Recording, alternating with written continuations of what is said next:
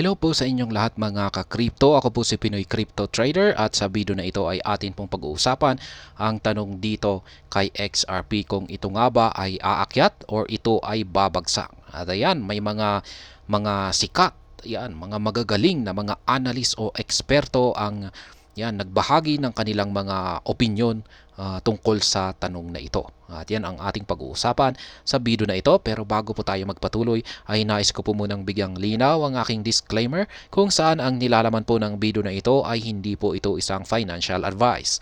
For education and information purposes lamang po ang layunin nito. Maliban po dito ay nais ko na rin pong magbigay babala na wala pong kahit anumang group chat ang Pinoy Crypto Trader. Ayan, ano sa tingin mo ka-crypto? Ito ba ay aakyat or babagsak? Ayan. The XRP rally above $0.50 puts the altcoin at a crossroads, with some analysts predicting a continuation of the XRP uptrend while others hinting at a price drop before any significant uptrend can begin. Ayan. Kasi nabasag na po or umakyat na po ang market price ni Ripple or XRP. Yan sa $0.50 na market price. Yan, naglalaro po siya sa ibabaw ng price level na ito. Kaya maraming nagtatanong kung magpapatuloy ba ito sa kanyang pag-akyat, yan, or ito ay babagsak.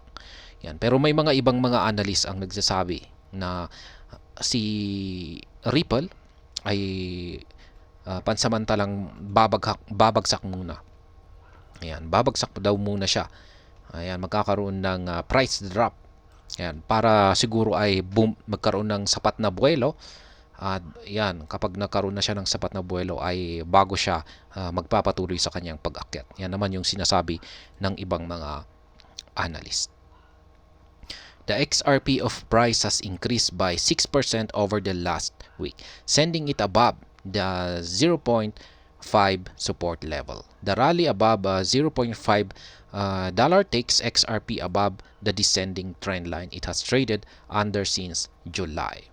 Kaya ayan na nga, nasa 0.51 ang market price ni XRP. XRP now trades at $0.51, comfortably above the descending trend line and a critical support level. Does this mean that the uptrend will continue? Ayan, ibig bang sabihin nito ay magpapatuloy yung kanyang pag-akyat? Popular crypto analysts have shared their opinions about the XRP price trajectory. Kaya yan, makakasagot lamang dito ay yung mga tinatawag nating mga expert, mga analyst na expert. A price drop before an uptrend. Ayan, magkakaroon nga ba ng price drop bago ito aakyat? Ayan, despite the rally above $0.51, crypto analyst yan, Lockridge Olcott, yan, is not a particularly bullish about XRP. Yan, hindi ayon po sa crypto analyst na si Lockridge Olcott ay hindi daw po siya bullish, hindi po bullish yung kanyang nakikita dito kay XRP. Ayan, sabi niya ay according to Olcott, unless XRP breaks above $0.57, it risks a price drop to the range low at $0.41. Ayan, yan po yung sabi ni Olcott dito. Kasi meron po tayong resistance dito or harang dito sa $0.57. Hindi raw po magkakaroon ng bullish momentum ang XRP kung hindi raw po niya malalagpasan ang presyo na $0.57. Yan, kung pag hindi po niya ito nalagpasan ay babagsak daw po ito sa mababang presyo na $0.41. Yan, pero kung pag nabasag daw po niya ang $0.57 ay dito po magpapatuloy si XRP. Yan, dito po magkakaroon ng kakayahan si XRP na umakyat. Ayan, ay ayon kay Olcott. Ayan. Ito po yung kanyang yung chart. Nakikita natin dito na meron po siyang mga resistance line dito sa 0.57. Tapos sunod naman ay 0.68 at saka 0.81. Ayan. Kaya kung pag siya ay kapag nabigo si XRP, nabasagin ang 0.57 na resistance line natin dito ay babagsak daw ng $0.40. A similar sentiment is shared by another popular crypto analyst, Egrag Crypto. Ayan, si Egrag Crypto na naman. Laging siya po yung talagang isa sa mga analyst na laging pinagkakainteresan yung kanyang mga inilalabas na analysis, technical analysis. Ayan, Egrag explains that XRP's close above the, ayan, yung Fibonacci naman, yung kanyang ginagamit dito na technical indicators. Yan, above the 0.50 level at $0.57 would mean a bull market with a target at $1.4. While he mentions the possible rise, he doesn't mention a drop before the rally. Ayan, parang tumutugma na rin po yung technical analysis dito ni Egrag kay Ukot. Yan, kung pag nabasag daw po ni XRP ang resistance line na nasa $0.57 ay dito po posibleng magkaroon ng bull run, ayan, or price surge si XRP at maaring umakyat ito hanggang sa market price na $1.4. Ayan, magiging $1 na, $1.4 na. Kaya maganda po yan, mataas po yan. Ayan po yung kanyang chart dito. Ayan, aakyat daw po yan kung pag nabasag niya yung 0.57 na resistance line. Yan, ginabitan niya po ito ng Fibonacci na trading indicator. Ayan. Technical analysis supports this price drop in the short term. The RSI of XRP has broken below an ascending support line. The RSI now at 47.33 on the daily chart and pointing downwards hints at sellers dominating the market. Ayan yung RSI. Yan, a price drop before an uptrend. More analysts support the XRP uptrend than a short-term price drop. Yan, mas marami daw pong mga analyst ang nakikita nila na ang XRP ay magpapatuloy sa kanyang pag-akyat. Yan, kumpara sa magkakaroon muna ito ng pansamantalang pagbagsak bago ito umakyat.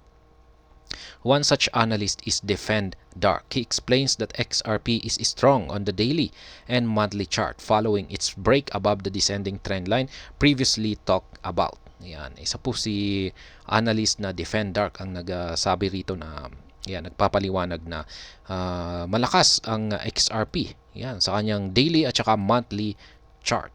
Kaya kaya nga niya nabasag ang descending trend line. Kaya ito ay umaakyat. As such, Defend Dark predicts that the price of XRP could rally to the $1.237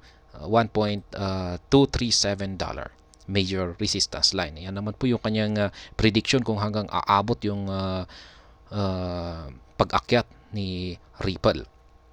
However, he mentions that key supports at $0.46 and $0.39 should be looked out for. Ayan, sinabi niya na may mga support line dito. Yan, sa 0.46 at saka 0.39. At pwedeng bumagsak muna dito. Pansamantalang bumagsak muna rito ang market price ni Ripple bago ito umakyat sa 1.237. Yan, resistance. Ito po yung kanyang sinasabi dito na trend lines.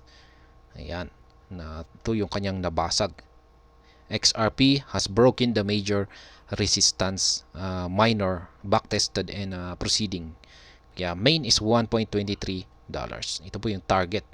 Ayan, yung trend resistance line natin dito. Ayan, kaya nasa mga 1.23. At ayan, ito po yung nabasag na trend resistance line. Support main. Ayan, dito siya. Ito naman yung support na trend line natin. Ito yun naman yung humaharang sa ibaba. Ayan, at saka meron din tayo dito pero hindi niya inilagay. Ayan, technical analysis in Educator, Duo 9 shares the same sentiment. Ayan, ganun na rin po kay Duo 9 shares. Ayan, Duo 9. Ayan, according to Duo 9, as long as XRP stays above $0.45, its price could begin a rally with a resistance levels at $0.87, $2, and $3.3. Ayan. Ang sabi naman dito ni Duo 9, basta si XRP ay mananatili sa ibabaw, yan ang $0.45, ay meron itong kakayahan na magkaroon ng rally or umakyat ito. Yan, sa mga ganitong presyo. Ayan. pwede itong umakyat hanggang $0.87. Pero kung pag nagawa niya pong basagin ang $0.87 o lampasan ito, ay pwede itong umabot ng hanggang $2. At ganun din po hanggang dito sa $3.3. Yan, ganyan po yung kanyang, ito naman yung kanyang chart. Yan, chart ni Duo 9.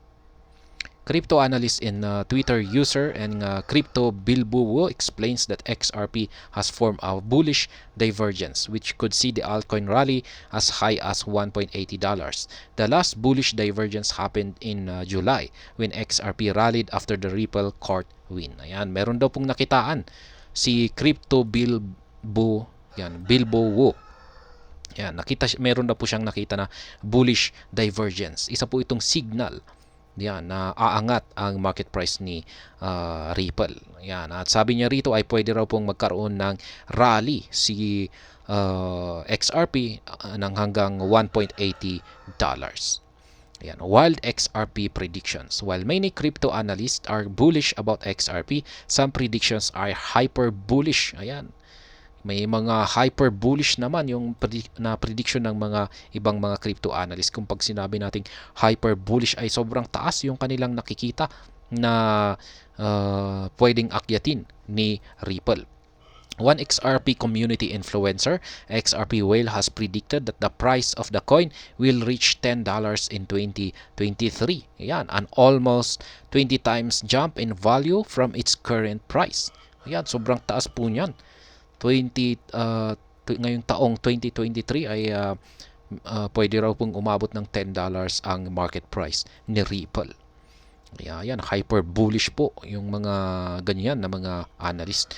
Yan, meron pa rito. Sabi rito ay another analyst, XRP Captain. Ayan, si XRP Captain ang nagsabi rito that he would not be surprised if XRP skyrockets to $100 to $130 in the next crypto bull run. Ayan, sobrang laki naman po niyan. Magiging $100 to $130 ang magiging market price daw ni Ripple pagsapit ng crypto bull run. But most community members remain skeptical. Ayan. Majority naman po ng mga community ni Ripple ay skeptical. Yan, parang hindi po sila gaanong naniniwala na aakyat sa ganitong presyo si Ripple. Yan, prominent community figures, Shannon Thorpe predicts that XRP could trade as high as $500. Ayan, grabe naman po ito, sobrang taas. Yung $500 na ito ay galing naman po ito kay Shannon Thorpe. Yan, pero hindi natin alam. Yan, kapag ang pinag-uusapan po kasi natin ay isang crypto, ay meron po talaga silang kakayahan na gawin ang mga imposibleng bagay. Ayan, sapagkat napaka-volatile po ng mga ito. Ayan, overall, there seems to be an overwhelming bullish support for XRP. However, each analyst has shared certain conditions to meet before XRP can rally to their predicted prices. Ayan. Ngayon, ang masasabi ko naman po rito ay maganda po yung mga prediction nila dito, pero hindi po natin alam kung ito ay magkakatotoo. Ayan, wala po talagang makakapagsabi kung hanggang saan ang pwedeng akyatin ni Ripple. Yan, basta ang masasabi ko dito ay meron po tayong strategy na take profit, ayan, or profit taking strategy natin, na habang umaakyat ang value ni Ripple ay dapat ay unti-unti nating pinipitas yung bunga nito. Yan, at wag po tayong masyadong maging greedy na kung pag umakyat ito sa napakataas, ayan, at diyan natin pipitasin yung ating profit, kasi hindi po talaga natin alam, kasi pwedeng ang hinihintay natin na target ay sabihin natin ay maging $100 si XRP, ay hindi pala niya kayang abutin ang ganyang price, tapos bumagsak na siya. Yan ay nawala na yung ating opportunity na mag-take profit.